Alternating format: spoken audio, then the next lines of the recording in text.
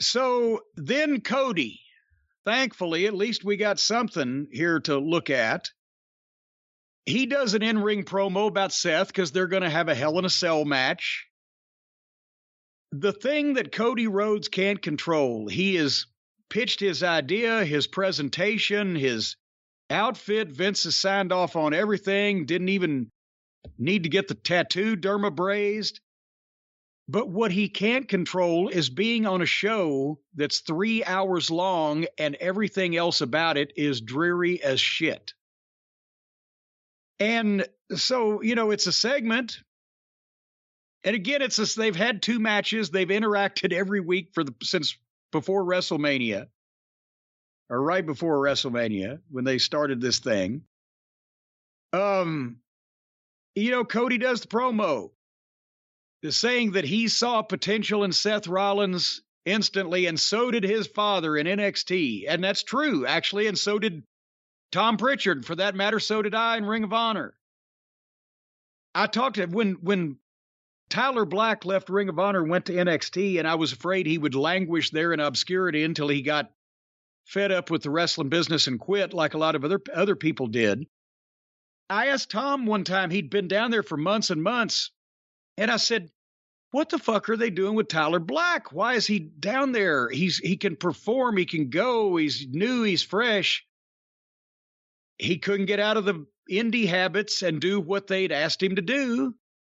And I think he was still slapping his leg. And so it was rocky, but everybody who knew wrestling saw something in Seth Rollins. Anyway, Cody does the promo, and basically he couldn't return with a loss. He didn't return with a loss. Now he's beat Seth twice, and both times he was the better man, and it drove Seth crazy. Have you noticed, Brian, they do not what Cody Rhodes on this? They whatted everybody else that tried to speak on this show. They don't what. Part of it is because he doesn't use that many periods, and sometimes he's smart and puts them in the middle of a sentence where it wouldn't make any sense to ask what after the statement he made, but they're listening to him. They're not listening to these other guys because the other guys, they're slow, they're not confident, they're being made to perpetrate lackluster material, and the fans are amusing themselves. With Cody, they're listening. Or am I just imagining that? Cody's the one guy who, when he does a promo, works himself into a sweat. And I think people appreciate that there. And he's saying different things, and he's interesting compared to everyone else. I do say, and I know there's air conditioning in the big buildings, but I don't remember. I was on a lot of Raws, and I've been in a lot of big buildings. I don't remember ever doing a live TV interview that I did not break a sweat. Ever. Wintertime, summertime, whatever. But a lot of these people, they're probably just scared somebody's going to hear them, and they're ashamed of the material. Anyway, here comes Seth. And now he's coming down from the bleachers in Jim Barnett's smoking jacket. And he talks for quite a while. He finally gets to a point, but it took him a significant amount of time to get there. But he makes the point that Cody left because he wasn't good enough, and his little friends, and he tried to tear down what Seth Rollins was building over in the WWE, but it didn't work, so he came back to fulfill the family destiny. So they are in a backhanded way acknowledging Cody's little hiatus from the company. Seth's promo, the bone of contention, the point there, it wouldn't have been bad if it wasn't for the unnatural acting and the affectations and the laughing and the Joker character thing. He just has to yell out, "I'm on dust," and it'll all make sense. But they've got a nice little rivalry, and the matches have been good. And if Seth just, whatever, they've got him acting like that. But anyway, so Cody dares Seth to come to the ring, and Seth comes to the rail and says, not today, and turns around to walk out. But Cody goes after him in the arena, catches him, beats him up, spears him through the barricade. Here come the referees and the agents. We got to see Shane Helms and Adam Pearce, Sean Daivari. Love Daivari. Great guy. Glad to see he's got gainful employment.